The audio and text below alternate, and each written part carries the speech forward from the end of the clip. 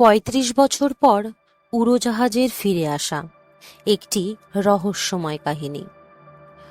রহস্যময় ঘটনাগুলো আমাদের জীবনের অজানা দিকগুলোকে উন্মোচিত করে। এমনই একটি অবিশ্বাস্য ঘটনা ঘটে যা আজও মানুষকে অবাক করে এবং প্রশ্ন জাগায়। কিভাবে একটি উড়োজাহাজ ৩৫ বছর পর ফিরে এলো? এই ঘটনা ঘটে ১৯৫৫ সালে, যখন সান্তিয়াগো এয়ারলাইন্সের একটি বিমান ফ্লাইট ৫১৩ পশ্চিম জার্মানি থেকে চিলির সান্তিয়াগো যাওয়ার উদ্দেশ্যে রওনা হয়। বিমানে ক্রু ও যাত্রী মিলিয়ে প্রায় ৯০ জন ছিলেন এবং প্রথম দিকে যাত্রাটি ছিল একদম স্বাভাবিক। ফ্লাইটটি যথারীতি আকাশে উঠতে থাকে এবং সবকিছু ঠিকঠাকই ছিল, কিন্তু কিছু সময় পর বিমানটি আকস্মিকভাবে রাডার থেকে হারিয়ে যায়। কন্ট্রোল রুম থেকে অনেক চেষ্টা করা হয়েছিল যোগাযোগ স্থাপন করার, কিন্তু কোনোভাবেই বিমানের সঙ্গে যোগাযোগ করা সম্ভব হয়নি। সান্তিয়াগো এয়ারলাইন্স এবং অন্যান্য সংস্থাগুলো অনুসন্ধান চালায়, কিন্তু বিমানের কোনো চিহ্নই পাওয়া যায়নি। বিমানটির খোঁজে মাসের পর মাস চলে যায়, কিন্তু কোনো সন্ধান মেলে না। শেষে বিমানটি এবং যাত্রীদের সবাইকে মৃত ঘোষণা করা হয় এবং বিষয়টি ধীরে ধীরে সবাই ভুলে যায়।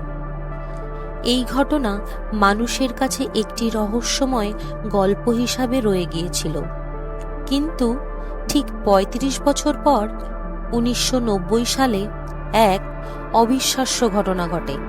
চিলির সান্তিয়াগো এয়ারপোর্টে হঠাৎ একটি পুরনো মডেলের বিমান এসে নামে। বিমানবন্দরের কর্মকর্তারা বিস্ময়ে হতবাক হয়ে যায়, কারণ এটি ছিল সেই হারিয়ে যাওয়া ফ্লাইট ৫১৩, যা ৩৫ বছর আগে রহস্যজনকভাবে উধাও হয়ে গিয়েছিল। বিমানটি যখন রানওয়েতে থামে, তখন সবাই হতবাক হয়ে যায়।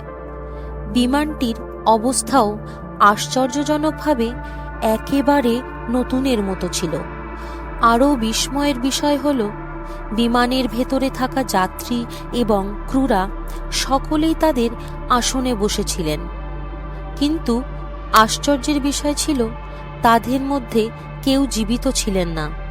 সকলেই কঙ্কলে পরিণত হয়েছিলেন, অথচ বিমানটি এমন অবস্থায় ছিল যেন এটি ঠিক কিছুক্ষণ আগে আকাশে ছিল।